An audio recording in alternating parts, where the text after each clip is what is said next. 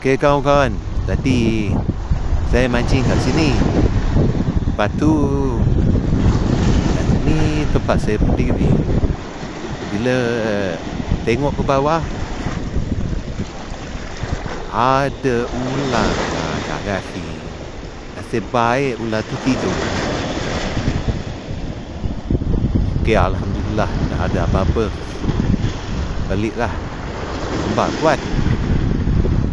Pumpau.